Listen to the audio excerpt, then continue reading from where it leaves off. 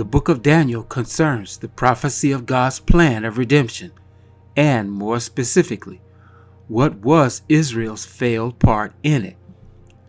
It therefore addresses the all-important issue that is the ratification of God's final covenant and how the God of redemption intends to get us there. Accordingly, it must address how Satan has managed to sidetrack the church by bogging it down in an argument about what is the record of history. Tactically, it makes perfect sense to do so because A, the church won't realize what the goal line of the prophecy is, and B, as long as the church doesn't rise above a certain level of understanding, it never will. The issue that has been the point of contention is whose interpretation of the prophecy has been more historically correct, which is pointless when we realize no matter what interpretation the scholars may come up with, the foot of history doesn't fit the shoe of the prophecy because the shoe is always larger than the foot. The point all along has been rather basic and very simple. The foot, which is understood to be history, is only the first level of understanding concerning the climb that is God's mountain of truth.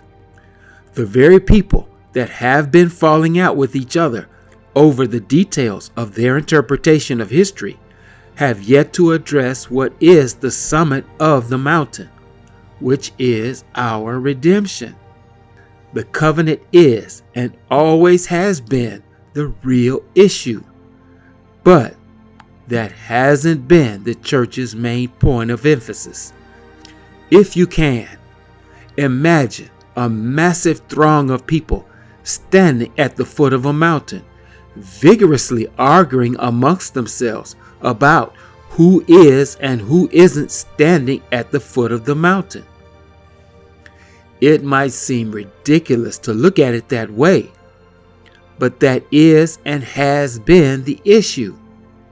Getting everyone bogged down with the mountain of history has had the desired effect as far as Satan is concerned, because he knows full well what the real issue is, and he is determined that the church will not get there.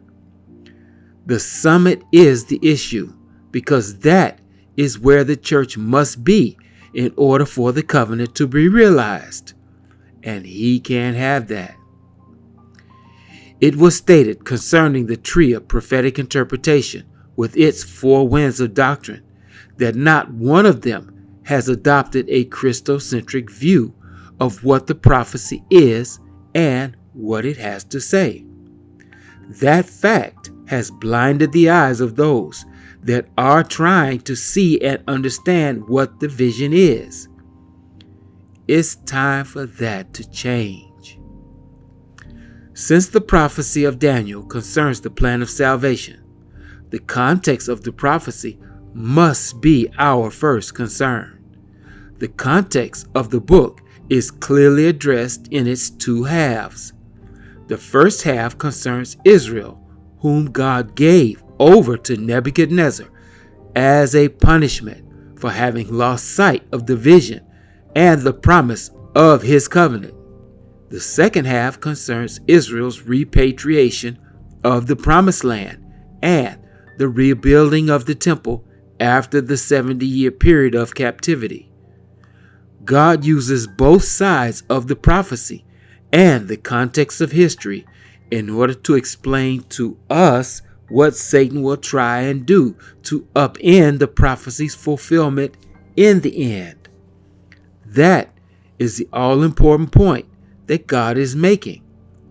But it appears that the church hasn't seen that yet, and so the confusion has continued.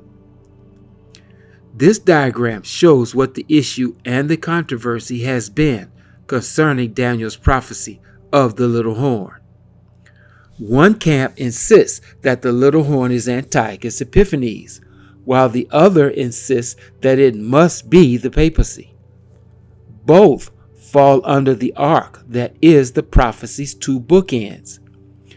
While the issue in history is the identity of the little horn, what isn't addressed at all is the reality of what the timeline has been telling us all along.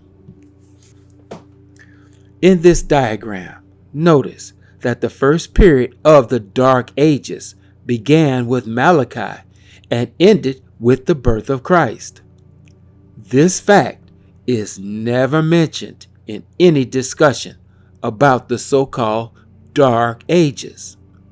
The point was made, but the church ignored the history because it didn't suit those who had their own agenda concerning the Middle Ages. There are 3 Dark Ages that Daniel points to according to the prophecy. The 4 kings that rise out of the earth are the 4 parts of the image in Daniel 2. They 4 are symbolic. They are not literal. They concern the issue of the covenant and what Satan would do to make sure that Israel would never fulfill the prophecy, which was being prepared to meet the Messiah.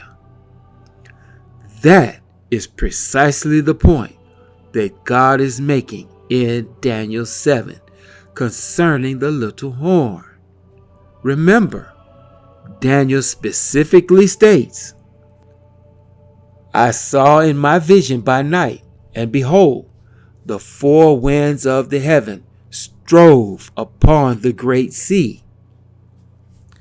The 4 winds specifically mentioned here concern the prophecy of Ezekiel and the coming of God's kingdom by the power of the latter rain, which is an end-time fulfillment of the prophecy. It has nothing whatsoever to do with the Dark Ages that took place in the past. It refers to the final conflict that we are about to experience. The argument that has been ongoing between the traditional Protestant historicists and the more liberal evangelicals has been a very misinformed one on both sides of the fence. Neither side has been honest about the record of history that is Daniel's timeline, which extends from Nebuchadnezzar, the literal king of Babylon, to Satan, who will be the last day king of Babylon. Once again, as he has always done, God says in the beginning what will finally happen in the end. That seems to be a lesson that we still haven't learned.